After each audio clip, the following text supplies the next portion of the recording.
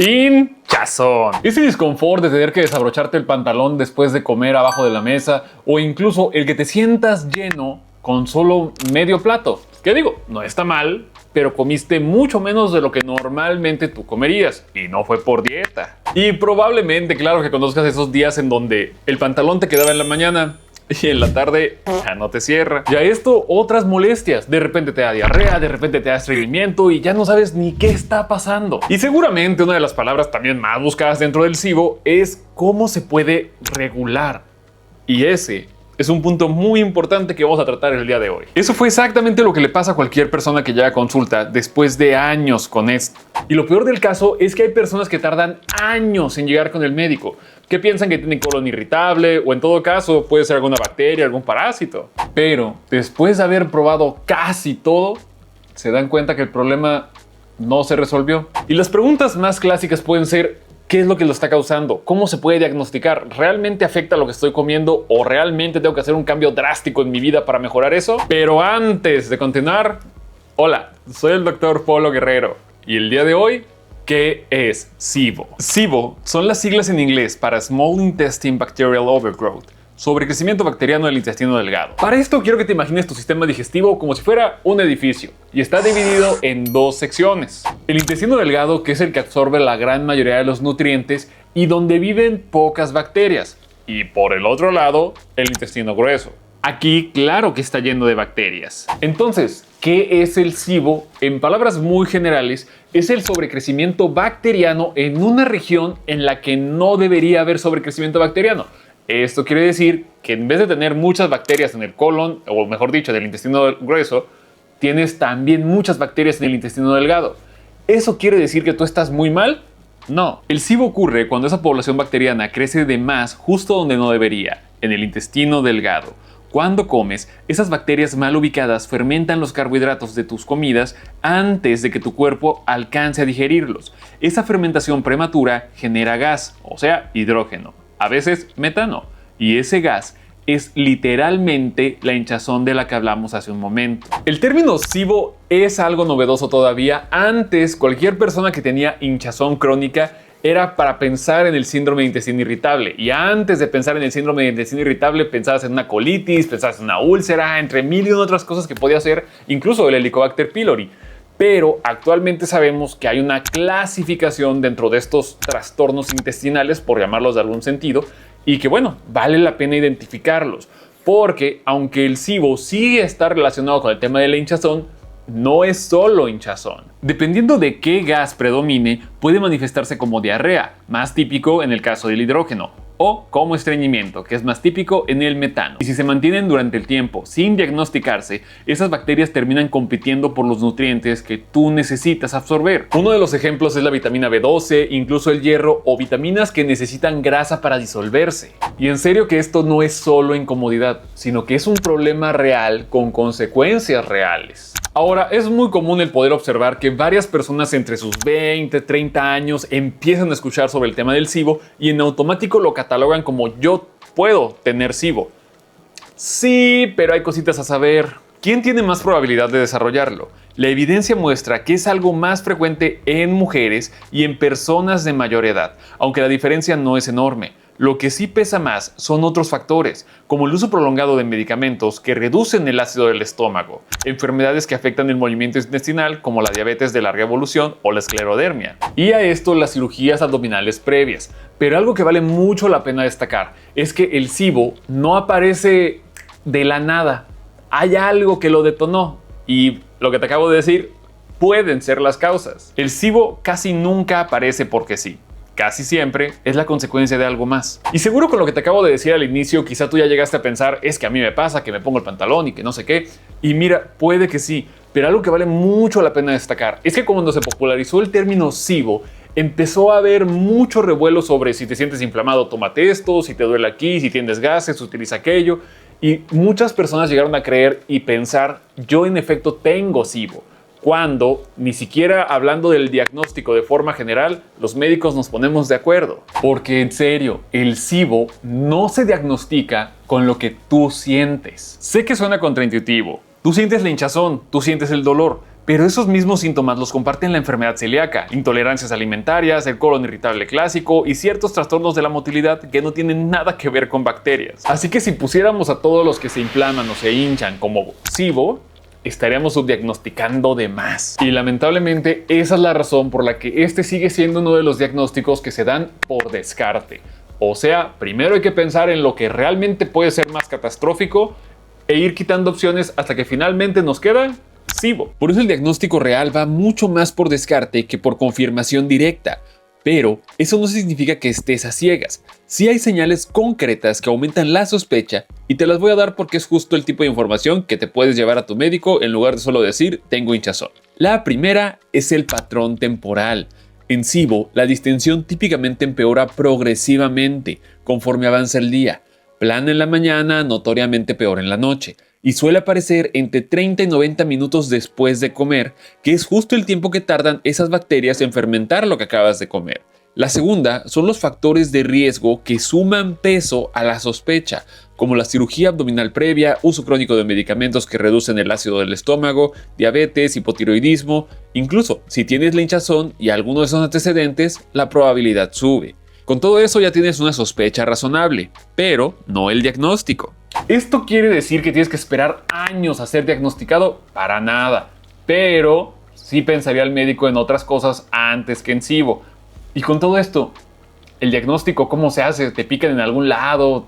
¿Qué? La forma más precisa sería cultivar directamente una muestra del intestino delgado. Ahí es donde sabemos con certeza que las bacterias que más aparecen son la E. coli y la Klebsiella, dos tipos que normalmente conviven contigo, pero en el colon, no en el intestino delgado.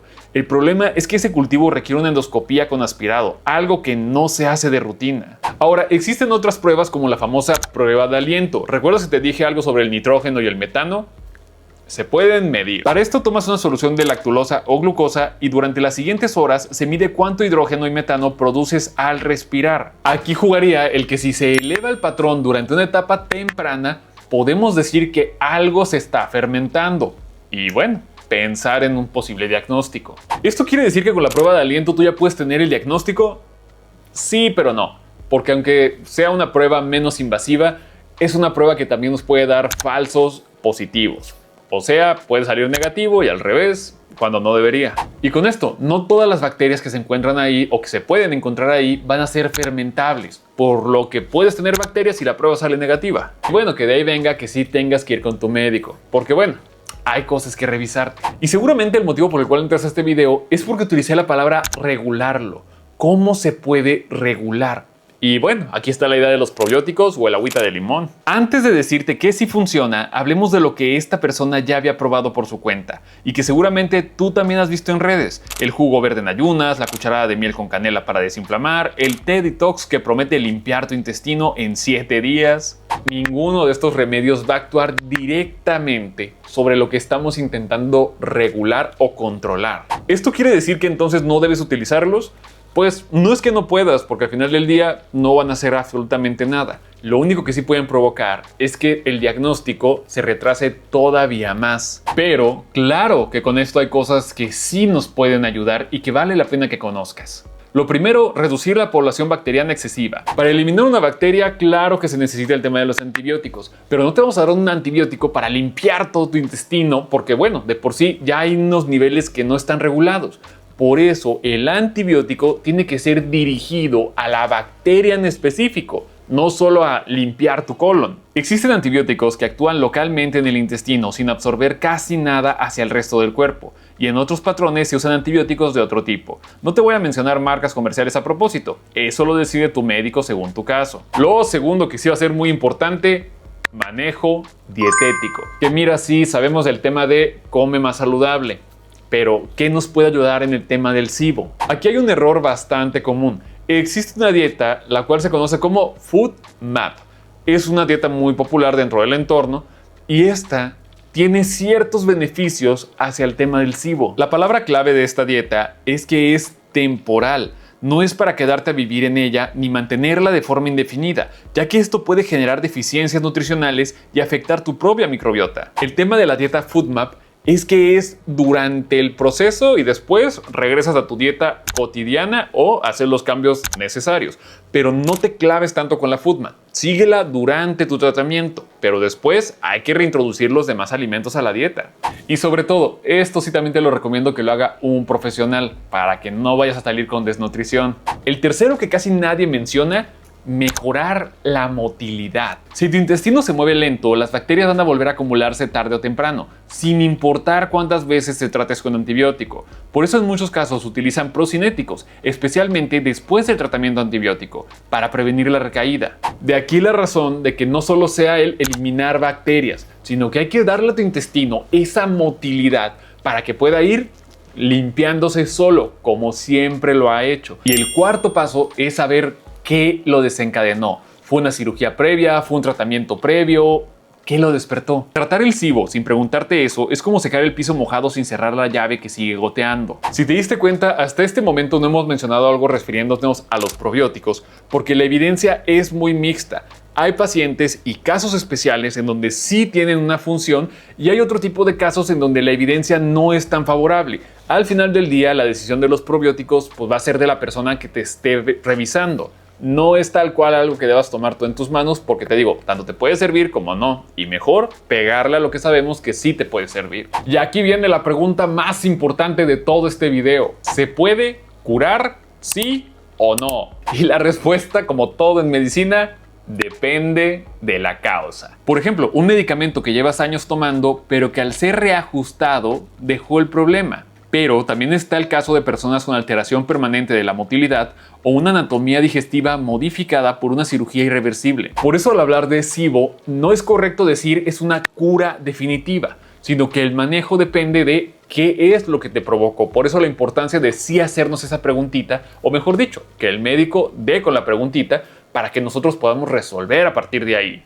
No te voy a decir que el SIBO se cura para siempre, solo porque suena mejor. Lo que sí te puedo decir es que se puede controlar, que los síntomas sí pueden mejorar de forma sostenida y entender que esto es un manejo activo, no un evento único. Es lo que en realidad te da control sobre tu propio cuerpo. Y antes de terminar, te quiero decir entonces qué es lo que puedes hacer desde el día de hoy si es que tú eres una persona que tiene demasiada hinchazón, anda con gases, como incómoda, molesta, porque sí hay cosas que se pueden hacer desde ahorita. Lo primero, no te autodiagnostiques ni te automediques con antibióticos. Lo segundo, si tienes hinchazón crónica que no mejora con lo que ya has probado, busca un gastroenterólogo. Y a esto me gustaría agregar, si lo que tomaste te lo quitó, pero regresó a las 2-3 semanas, igual, vale mucho la pena ir con el gastroenterólogo para ver qué es lo que puede estar ocurriendo. Y de verdad, no siempre que vayas al médico vas a recibir una horrible noticia. Vale la pena mejor tratar ese problemita. El tercero, lleva un registro simple de tus síntomas y de lo que comes. Ahora, con esto no es necesario que tengas una lista de comí tantos gramos de esto, kilocalorías, grasas trans.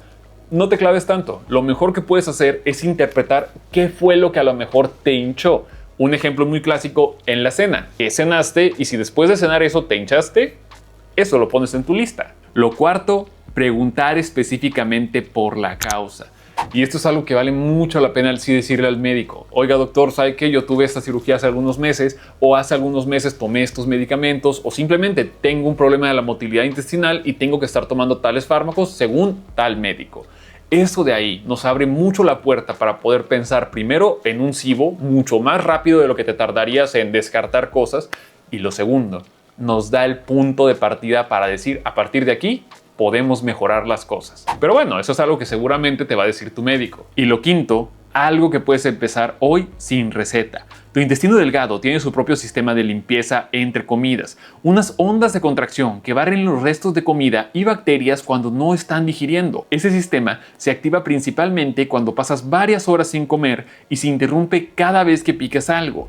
Comer sin parar durante el día le quita a tu intestino el tiempo que necesita para hacer su propia limpieza. De aquí la importancia de, sí comer varias veces al día, pero que no sea un como ahorita, pico, vuelvo a comer, pico, porque de esa manera el intestino no está teniendo ese descanso o esa pausa para poder mover todo lo que tenga que mover.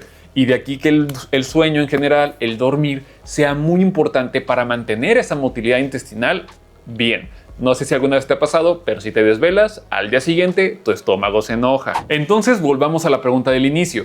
¿Se puede regular el SIBO? Esa no es la pregunta correcta. La pregunta correcta es ¿qué me lo está desencadenando? Y a partir de ahí, todo lo que ya te dijimos del día de hoy. Pero bueno, eso sería todo por el pequeño video del día de hoy. Espero que aprendieras algo nuevo. Espero que te sea de muchísima utilidad para entender un poco mejor qué es lo que puede llegar a estar ocurriendo con el tema de la hinchazón, de los gases, de la incomodidad o incluso con el cambio de talla de pantalón de la noche a la mañana y al revés. Si te gustó el video, agradecería muchísimo que lo compartieras. También, si no estás suscrito al canal y te gustan los demás videos que tenemos en el canal, agradecería muchísimo que no olvides la suscripción. Y sobre todo, si tienes algo que decirme, algo que quieras platicar o cualquier cosa, por favor, házmelo llegar a través de la cajita de comentarios.